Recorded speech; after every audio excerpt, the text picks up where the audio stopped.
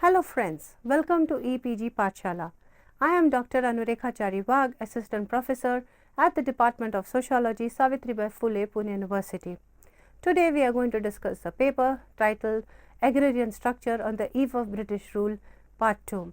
This paper is part of the larger discipline called Agrarian Relations and Social Structure in India. This paper is coordinated by Dr. Manish Thakur of IIM Kolkata.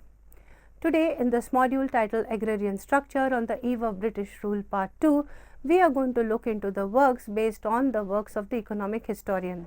Further, we are going to focus on the special works of Burton Stein, H. Fukazawa and Irfan Habib. Further, we are going to look into the problematic issues that is facing rural India, especially rising rural indebtedness, economic differentiation among peasantry, exploitation of agrarian surplus. What is very important for us to understand is that many of the problems that we are facing in rural India today, we have also faced in British India, that is even before the British rule came into India.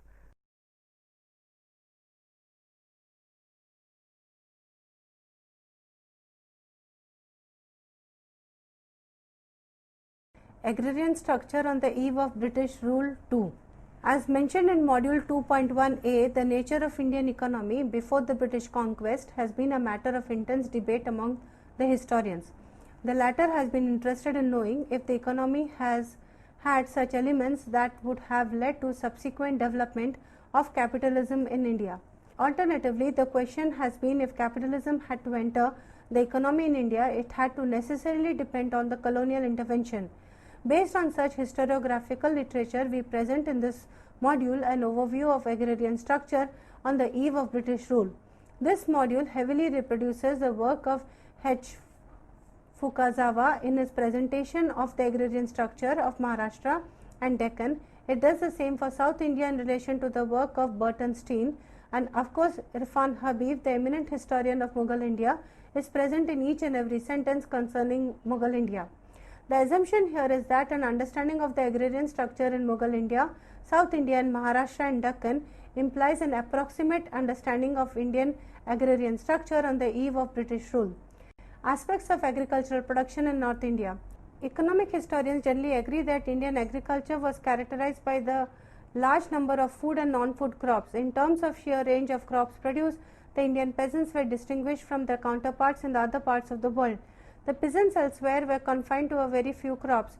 For instance, the Aine Akbari gives revenue rates for 16 crops of the Rabi spring harvest cultivated in all the revenue circles of the Agra province, with 3 others not cultivated in some, and 25 crops of the Kharif autumn cultivated in all or but circles. In each locality, as many as 41 crops were being cultivated within a year. A similar multiplicity of assessed crops appears in the Aine Akbar rates for other provinces. Not only did the Indian peasant grow a multiplicity of crops, but he was also prepared to accept new crops. The 17th century saw the introduction and expansion of 2 major crops, tobacco and maize. Both were immigrants from the New World. The rapid extension of tobacco was spectacular. Its cultivation had begun on the western coast soon after 1600, but by 1650 it was being cultivated in almost all parts of Mughal Empire.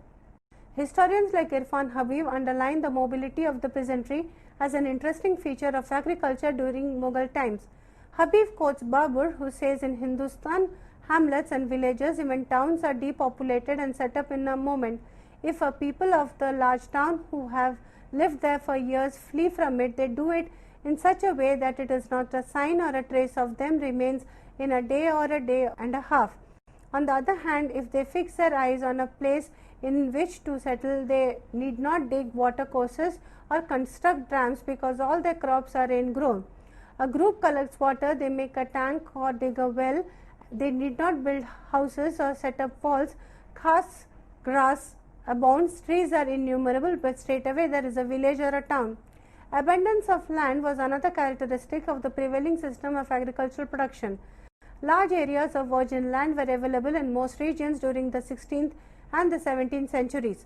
The desertion of the old lands and settlement of the new appears to be common practices undertaken by the peasants organized in communities.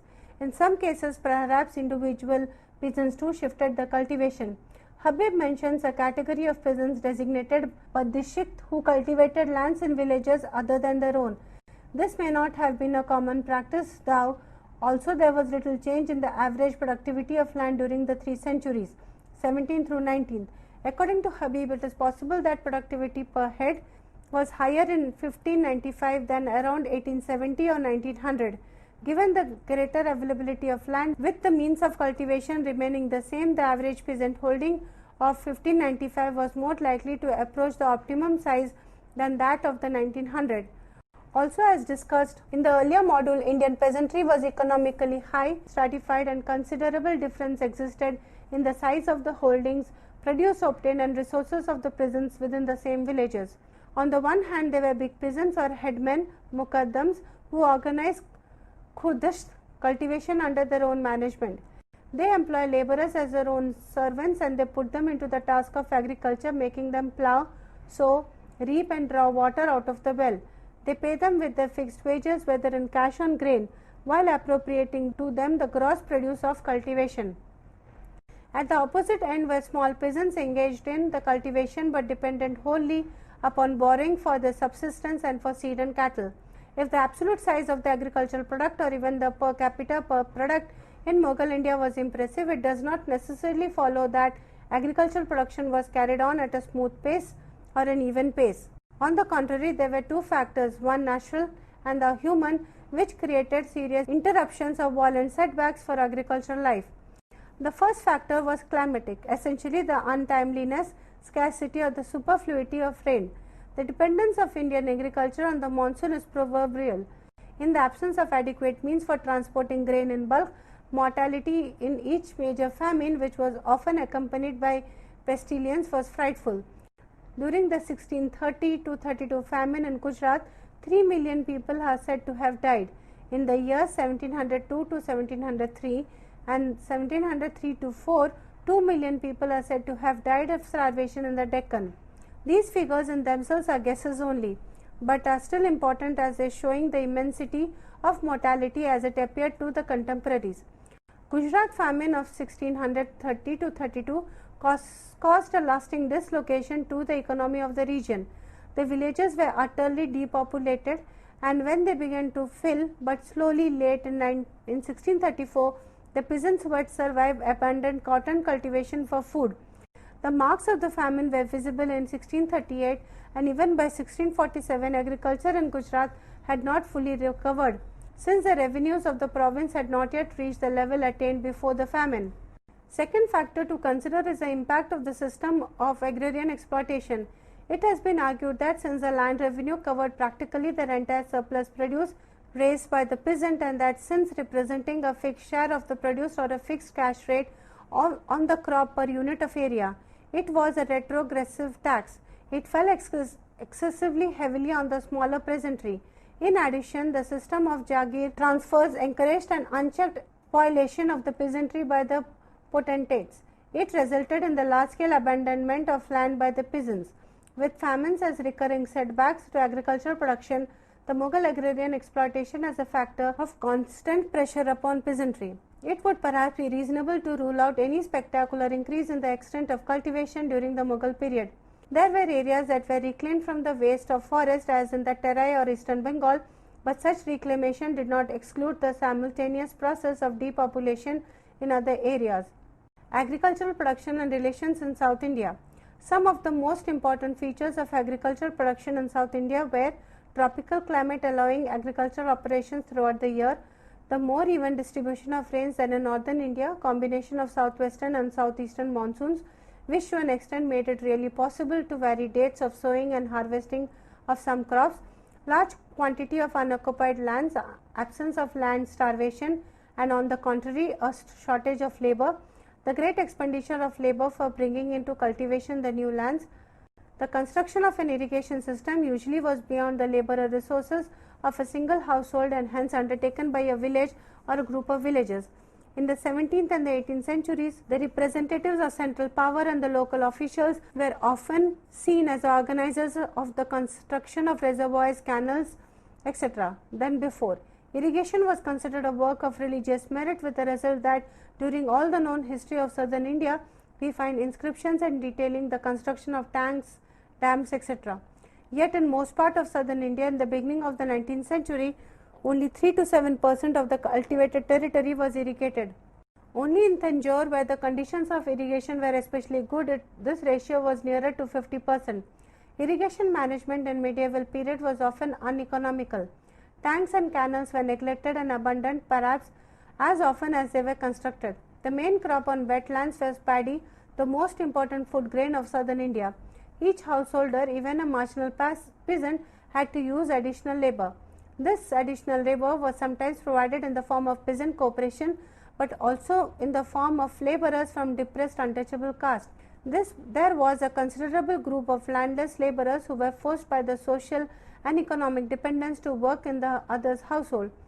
Historian Dharma Kumar has estimated that at the beginning of the 19th century in Madras Presidency, agristic laborers mainly from the untouchable caste numbered up to 15% of the population and 7 to 25% of the agricultural population. They were comparatively less numerous in Rayalaseema, Brahmahal, Mysore, but in eastern Tamil Nadu and in Kerala, the untouchable labor had relatively more importance. The small peasant household based on personal labor of the householder was but one of the production unit in agriculture. Widespread to some extent were also two other types, that is, the large peasant household with the householder taking some part of the work but mainly dependent on the regular inflow of additional labor, and the type in which householder directed the work of the laborers dependent on him attached to the land. The Indian social system reversed the influence of economic factors. The deficiency of labor force was to an extent connected with the fact that an appreciable part of the population from high caste considered physical labor as degrading and some agricultural operations as forbidden and constantly sought to avoid personal participation in the production process. The main food grain was rice, but the millets, cholam, ragi, varagu, etc. occupied a comparable area. Rice was at the same time the most important commodity. The poorer strata of the population sold the rice they produced, except the part taken in kind as tax. In order to buy ragi and cholam for their consumption, other commodities were pepper produced mainly on the Malabar coast, chili, oil producing crops such as sesame, flax, groundnut, cotton. In the inscriptions of the 16th and the 17th centuries and earlier, village bazaars and fairs are mentioned where the retail trade in rice, betel leaves, pulses, ragi, oil, pepper, milk, jaggery and artisan goods took place. But the connections of the rural population with the market did not yet create a commodity production system. The agriculture continued to be essentially natural as the reproduction of its labor implements are going on inside the village community on the basis of natural exchange between the artisans, the blacksmith and the carpenter and the cultivator. Thus, a system of agriculture developed and traditionally consolidated in southern India was extensive in principle, oriented to labor saving and not to land saving. It assured a definite, rather high level of agricultural productivity, but the further increase on the basis of the same system was impossible. With the growth of population and cultivation of the vast lands, this system was sure to suffer a sharp decline in its productivity, as happened later on. The system of traditional services by artisans who produce agricultural implements as well as widespread use of dependent laborers were not interested in the results of the labor, were the great obstacles preventing an intensification of the methods of production. The medieval Deccan and Maharashtra. The village of the medieval western Maharashtra was called Gavna from Sanskrit grammar, Mauje from Arabic Moza and or Persian Deh. These terms were used interchangeably, but formally Mauje was prefixed to the proper name of the village. A bigger village containing a marketplace was called Kasbe. The villages as a rule took the collective form of habitation. There the village site was called Pandri and usually surrounded by earthen walls. Outside the village site there were agricultural lands called Kali. It is said the people originally inhabited the white soil unfit for cultivation and turned the black soil widely found in the Deccan into the agricultural fields. Beyond them were the village common or the grassland, generally wasteland for cows. The grassland meant for common use of the villagers was termed people's grassland, and that for the fodder used by government was called government grassland. Agricultural land was divided into perhaps 20 to 40 blocks, and each of the block had a tenure name that was probably the surname of the original proprietor or colonizer. Each block was composed of fields variously called set or jameen. Occasionally Sanskrit word bhumi was also used to mean the fields. To put the matter another way, Kali would be divided into ordinary owned land, gifted or exempted land, state land variously called, or treasury land, land of the exempt families, or on the other hand, village would consist of hereditary village officers such as headmen, accountant, assistant headman, proprietary presence, temporary presence or tenants, village servants and artisans. While the headman was usually of Kunbi caste, which was later assimilated into the Maratha caste, the accountant was generally a Brahmin because of his literacy. Village officers used to own more or less large land and be allowed by the government to have some imam land as well. Moreover, they were entitled to enjoy certain rights and privileges to receive some amount of produce from the peasants and village artisans. The office and the accompanying imam lands as well as privileges were called watan, which was not only heritable but saleable and transferable with acknowledgement of state authorities and village assembly.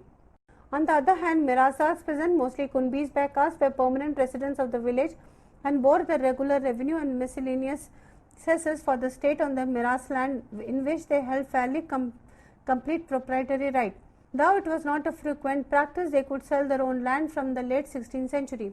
Village servants and artisans called Balitadas included the carpenter, blacksmith, potter, shoemaker, rope maker, barber, washerman, astrologer, temple keeper, mosque keeper, being butchers as well, and so on. The composition was fairly common, uniform throughout. The number varied according to the size of the village. They were expected to serve the villages whenever required in their respective capacities fixed by the caste, and were paid the remuneration at 2 harvests of the year, usually in kind but occasionally in cash, such remunerations being called balute. Besides these, they were entitled to certain shares of the offerings dedicated to village temples and to some other prerequisites on special occasions. Moreover, many of them were given the village small land of inamdam, which was as a rule cultivated by themselves. On the other hand, like the peasants, Balitadas was divided into permanent and temporary residents of the village.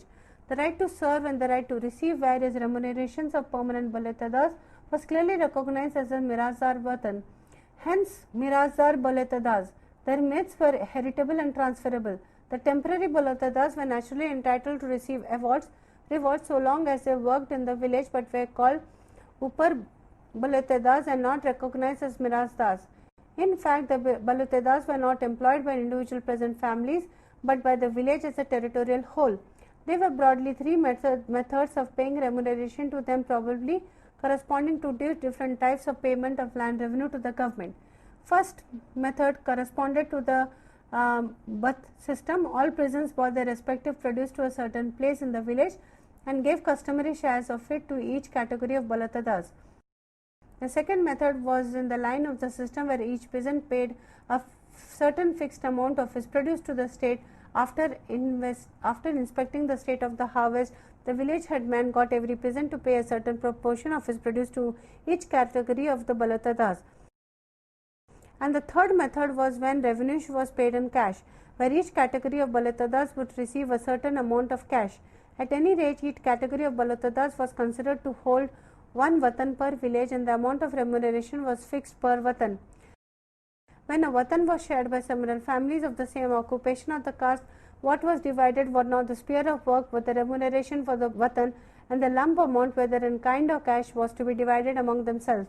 Assembly would decide village affairs such as dispute over land rights, disposal of wastelands, and so on, and attested the transfer of land and land rights in vatan.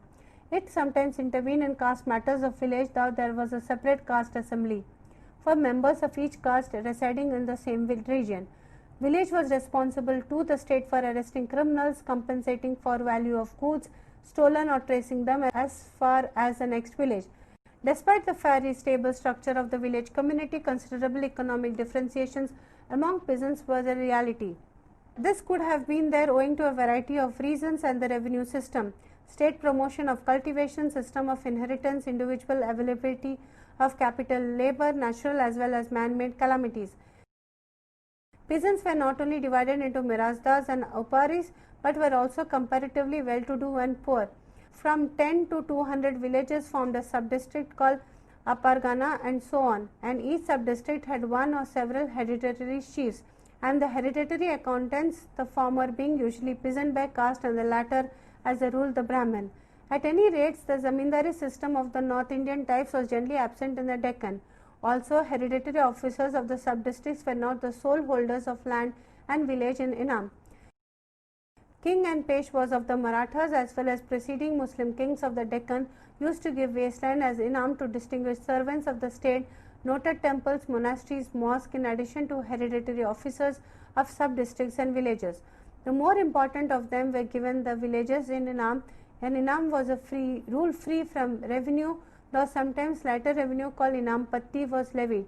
The holders of villages and large lands in Inam generally exercised feudal authority on the people on the lands. Government sometimes encouraged the construction and repair of dams and wells and gave money to those who were willing to do so. Those peasants who actively responded to the state encouragement of the cultivation of wasteland seem to have been Uparis rather than Mirazdas. The large proportion of revenue more or less assigned to the officials and aristocrats in the medieval Deccan states. In Deccan Muslim kingdom, the high class officials and the nobles as well as middle class officials were as a rule temporarily assigned the revenue from a certain region. Such assignments being called Mukkasi. These assignees, and especially the large ones exercising wide administrative power over the assigned areas, were virtually in a position to collect as much as possible through their agents. Much like in the North India, the general structure of village in the medieval Deccan was fairly uniform and stable. Also, the size of land holdings among the peasants fluctuated considerably because of national and political situations. As a consequence, there was remarkable economic differentiation among the peasants. In medieval Deccan, there seems to have been a conceptual distinction between tax and rent corresponding to different categories of agricultural land. At any rate, the revenue was assessed and levied usually in cash or on different crops and soils. At a more fundamental level, the southern and western parts of the country did not have the type of zamindari rights that were so characteristic of Mughal and North India. In this module on agrarian structure on the eve of British rule in India, part 2, we have seen how important were their important dimensions with regard to the agrarian structure. Especially, we focused on 3 important aspects of agrarian structure. We looked at agricultural production in North India, we looked at agricultural production and relations in South India, and also the medieval Deccan and Maharashtra. Based on the works of very eminent economic historians as already mentioned above, we have also looked into how contemporary increasing rural distress such as indebtedness, impoverishment, expropriation of surplus of the peasant by the other rich classes have also been experienced even in the agrarian structure in pre-British India. So, therefore, it is very important to look at historically some of these issues that are emerging today. Thank you.